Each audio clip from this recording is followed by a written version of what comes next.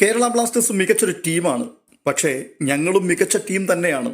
വലിയ ഡിഫറൻസ് ഒന്നും ഞാൻ നോക്കിയിട്ട് ഇരു ടീമുകളിലും കാണുന്നില്ല. അതുകൊണ്ട് തന്നെ ഇന്നത്തെ പോരാട്ടം ഇരു ടീമുകൾക്കും കടുത്തത് തന്നെയായിരിക്കും. എങ്കിലും 90 മിനിറ്റ് നീണ്ടു നിൽക്കുന്ന മത്സരത്തിൽ വിജയത്തിനായി ഞങ്ങളെക്കൊണ്ട് ചെയ്യുവാൻ കഴിയുന്നതെല്ലാം ഞങ്ങൾ ചെയ്യും. എൻ്റെ ടീമിനെ സംബന്ധിച്ച് എനിക്ക് തികഞ്ഞ ആത്മവിശ്വാസം തന്നെയാണുള്ളത്. ഈ വാക്കുകൾ ജംഷഡ്പൂർ FC-യുടെ പ്രധാനപ്പെട്ടൊരു താരമായ സ്റ്റീവ് അംബ്രിയുടേതാണ്. കേരള ബ്ലാസ്റ്റേഴ്സിനെ സംബന്ധിച്ചിടത്തോളം ഇന്നത്തെ മത്സരം വളരെ നിർണായകമാണ്. കാരണം ഇന്ന് ജംഷഡ്പൂരിനെതിരെ വിജയം കുറിക്കുവാനായാൽ സെമി ഫൈനൽ സാധ്യതകൾ ഏകദേശം 90% മുകളിൽ നിലനിർത്തുവാൻ ബ്ലാസ്റ്റേഴ്സിന് കഴിയും എന്നുള്ളതാണ്.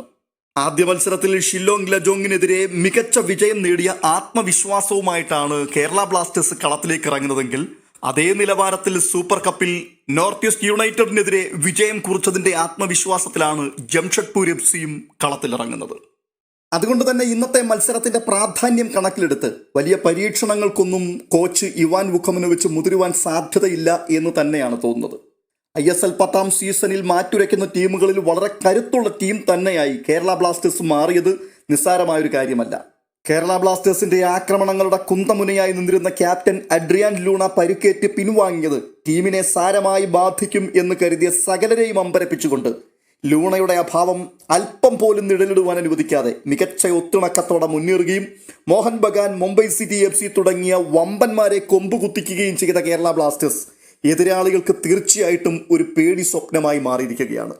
അതുകൊണ്ട് തന്നെയാണ് ജംഷഡ്പൂർ FC-യുടെ കോച്ച് ഖാലിദ് ജമീൽ കഴിഞ്ഞ ദിവസം പറഞ്ഞത്, ഇന്ത്യയിലെ ഏറ്റവും മികച്ച ടീമാണ് കേരള ബ്ലാസ്റ്റേഴ്സ്. ബഹുമാനത്തോടെയാണ് ഞാൻ അവരെ കാണുന്നത്.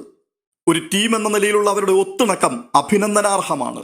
ആ ഒത്തിണക്കം തന്നെയാണ് അവരെ കരുത്തുള്ളവരാക്കി നിലനിർത്തുന്ന പ്രധാനപ്പെട്ട ഘടകവും.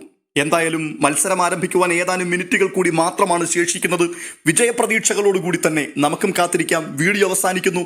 മറ്റൊരു വീഡിയോയുമായി വീണ്ടും കാണാം.